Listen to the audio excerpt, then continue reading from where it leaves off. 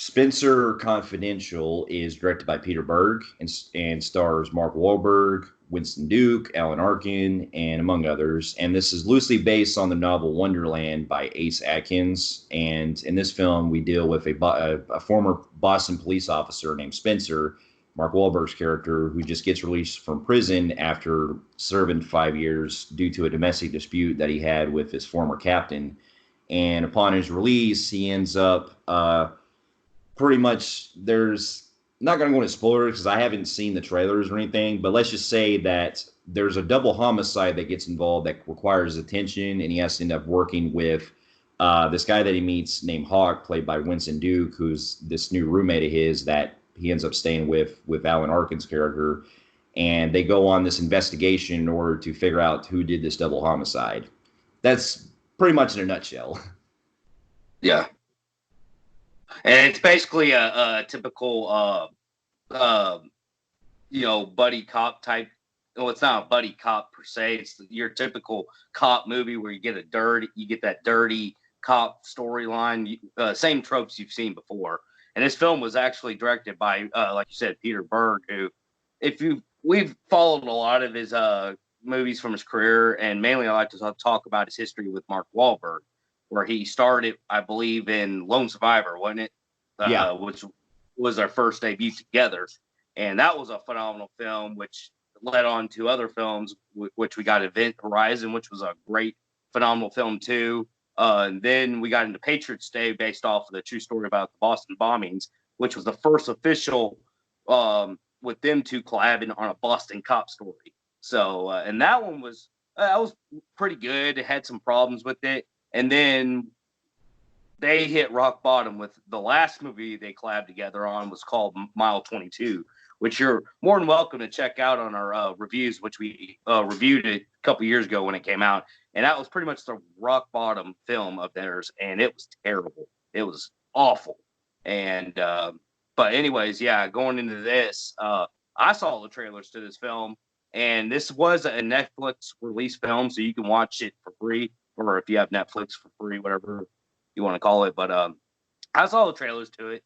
I will say that it looked pretty generic from the trailers. It looked fun though, but generic. Yeah, it's the thing with me is that I actually went to this movie blindly, not really knowing much about it, on the fact that I knew that it was directed by Peter Berg and starring Mark Wahlberg and being on their collaboration again. And I was a little skeptical a little bit going into it because knowing that their last film was so disappointing and I've enjoyed them two working together so much, I just didn't really have much expectations wise for it. So I didn't even see any of the trailers of it. I went in completely blind. But I'll admit, and I actually do admire Peter Berg's movies, including Lone Survivor I loved. I really loved Deepwater Horizon. I also, for the most part, I saw, well, I didn't see most of it, but I seen bits and pieces of Friday Night Lights, which I heard was really good. And I enjoyed Patriots Day as well. So there's movies that I probably haven't seen of Peter Berg, but for the ones I have seen, he is a great director that I admire. And while I'm not the biggest fan of Battleship and Mile 22, you can tell that this director has some type of misses when it comes to his filmography. So with this one, I was just pretty much just open-ended on it. And upon seeing the movie, I can honestly say that it was a good return to form. While it has its issues, it was good to see Peter Berg, step back into a more different type of action movie than what he's usually known for. Yeah. This one, upon seeing it myself, I wouldn't say I was really worried about this one. I kind of was with their last two films not being so well. Peter Berg himself, the last two films haven't been good, but the last film with him and Mark Wahlberg, was really rock bottom for me. So going into this and seeing that Peter Berg is on, it seems like he took the whole Michael Bay approach with going on Netflix, which isn't necessarily a bad thing because Michael Bay's Six Underground was really good. But going into this one, I was, I didn't think nothing different of it. Just looked, okay, I'll watch it. And I will say that I do find it does have flaws. It's highly better than Mile 22, though. But it is flawed. And it's weird because it's like you take a his typical Boston cop movies you see Mark Wahlberg in, but then you throw, which another Mark Wahlberg film that was pretty good, you throw the touches of Pain and Gain with the whole comedy into it. So it's kind of like a mixture of that. Yeah, I was gonna say that this movie was pretty much like on that same type of comedic timing that Mark Wahlberg did with Pain and Gain, and basically, if you took his character from his Boston type character from Patriots Day and made him give him more like that kind of on edge type of feel. And upon the results, it's a film that's a decent watch and it has its fun moments that I enjoyed, but it's really kind of a hit and miss depending on where you go to as far as areas of the film. But with that being said, it was a good watch. Here's the thing: when it comes to watching this movie, I was so big. I was big. I was actually, when I first started the first hour, I was questioning why people weren't big fans of this movie, because I was actually invested. Like, I was enjoyed. It was entertaining, and I will say that when it got to the second half is whenever it started losing me, because at that point it started getting really stale and boring, and because it's so generic, and it lost its steam in my opinion. But yeah, going into this pros, Mark Wahlberg, despite the criticisms that he's playing the same Boston badass, want to fight cop, trope, I still enjoy his performance, no matter how generic it is.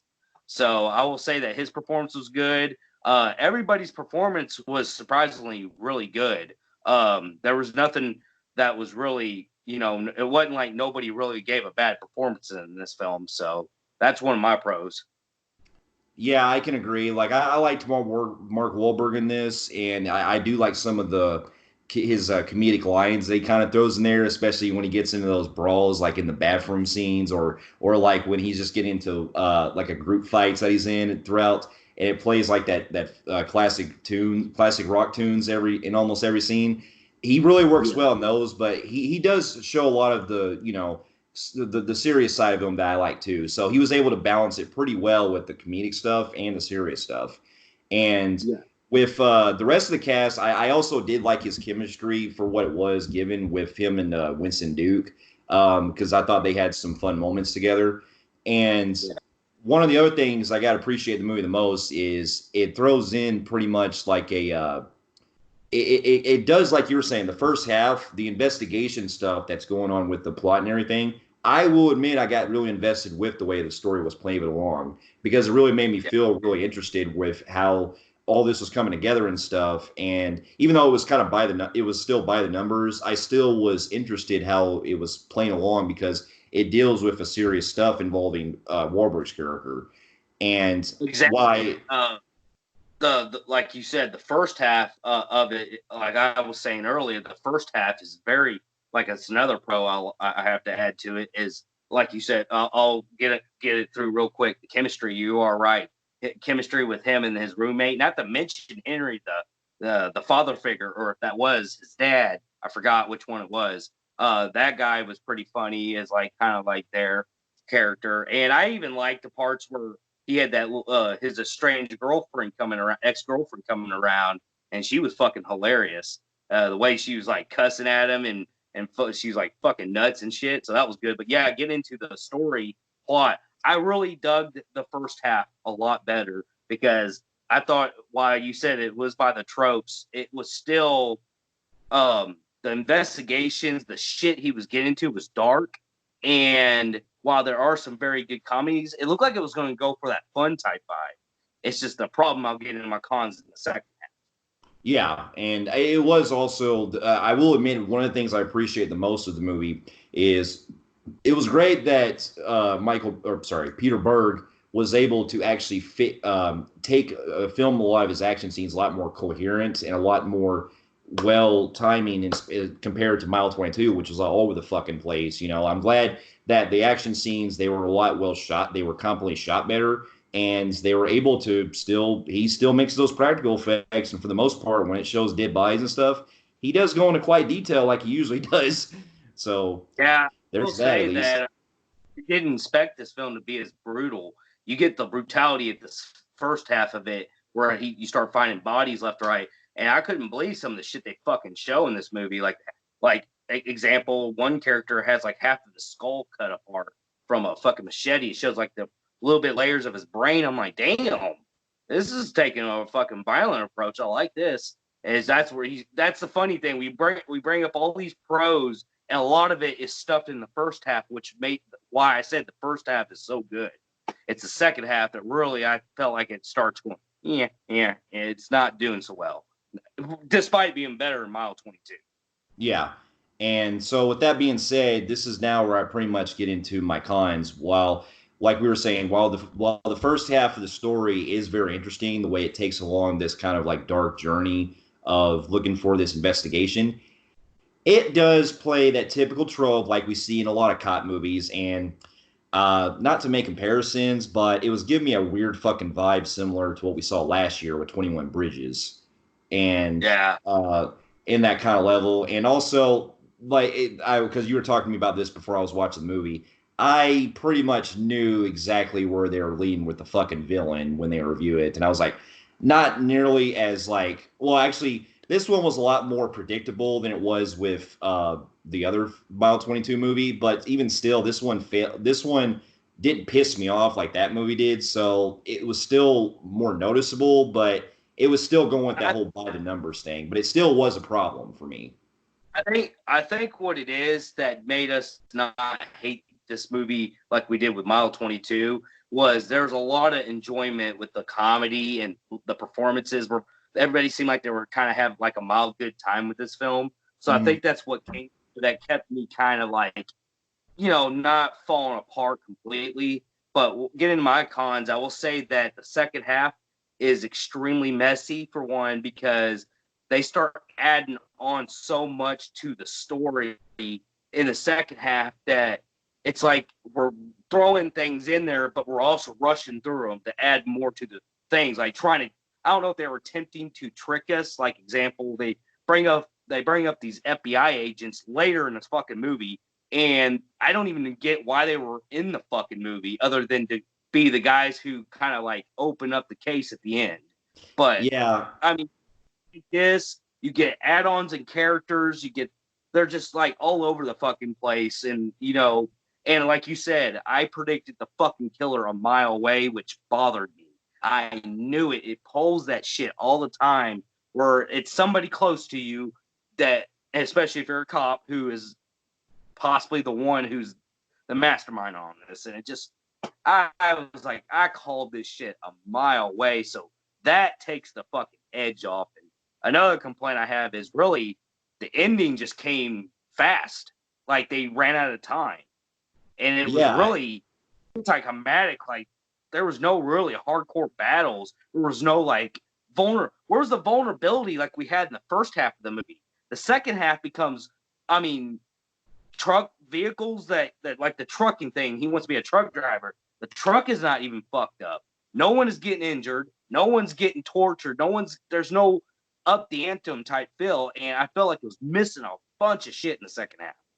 Yeah, and that's the thing is that's one of the things I complain too, because I kind of figured that maybe that they were, because when the first half deals with this interesting thing involving these homicides, I kind of thought the movie would take more of like an approach like, okay, maybe they're gonna whoever's behind all this, they're gonna fuck more shit up. No, they don't do that after the second half, and I figured it would have been more interesting how they would have upped the ante and maybe go after some other people that, or play more of the real, well, to an extent, realism with the film, and try to make them more vulnerability with our characters and actually push more of why these guys have to go after them and stuff.